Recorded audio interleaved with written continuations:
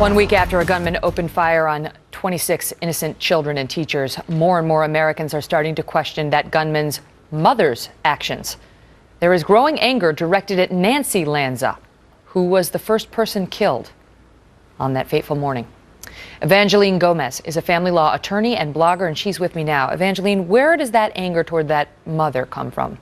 Well, there's evidence that has come out in this matter that she knew her son had an illness. Instead of taking him to a shooting range and teaching him how to use a gun, why didn't she take him to see a psychologist so he could get the help that he needed? Well, we don't know that she didn't take him to a psychologist or a psychiatrist or whether he was under anybody's care. We just haven't learned who that may have been. Well, we don't know. We also don't know that she was getting care. Remember, she was a primary caregiver of a boy who was suffering from severe mental illness, and it looks like she was taking these vacations, these escapades, going to the shooting range, perhaps using that as a stress reliever. But we don't know that she was seeking mental health counseling, which many parents in this situation, as I've seen with my clients, when they have a mentally ill child, the entire family is getting services.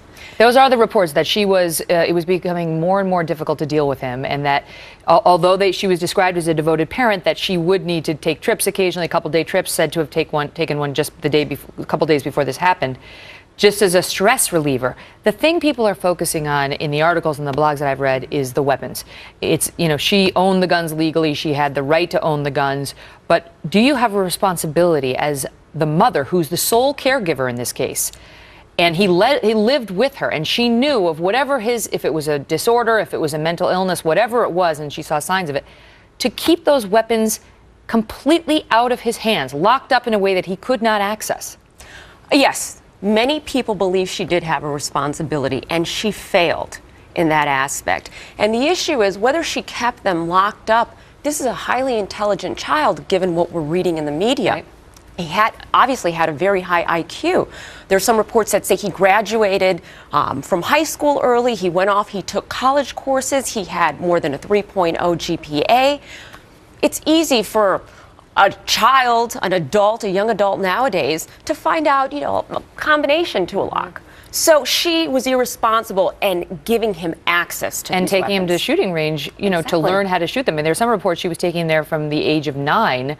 And that the most recent visit had been 6 months before the massacre. But there is a question, as his behavior reportedly deteriorated, about whether she should have been continuing his gun training. Exactly. I don't think any type of mental health professional was telling her this is what you should be doing. And that's why, although, again, we have no confirmation, I don't think that she was seeking the services of a mental health professional, and neither was he. And I mean, I think everyone agrees he is to blame for the massacre. He is to blame, the son. But you have to look at the mother's role in it, because we're all looking forward to try to prevent another tragedy and to identify what went wrong where. Now, by all reports, she led this sort of introverted life. She didn't share him with a lot of people. He didn't like to be around people. She spoke for him when they went out. She didn't talk about him with other friends as an outlet. I mean, it sounds like she was just trying to handle this on her own. And that's the mistake. Sadly, many parents who have children who are in the autistic spectrum or who suffer from type of mental health issue, they want to keep this private. They want to keep the quote-unquote monster locked in the basement. They don't want people to know. Many parents view their children as being a representation of them. You know, this is, you know, a part of me. It's a reflection of me. And so there's this denial. And I think this is a situation where you had a parent who was in denial, who thought, I'm going to keep this secret, I'm going to handle this on my own. And clearly, no parent, no matter how loving, no matter how devoted you are, has the capacity to deal with a child who has these types of needs. Yeah, part of it is the stigma we place on mental illness in this country, which is, you know, no fault of the parents and nor of the victims, but he clearly was not getting the treatment he needed. Evangeline, thanks for being here.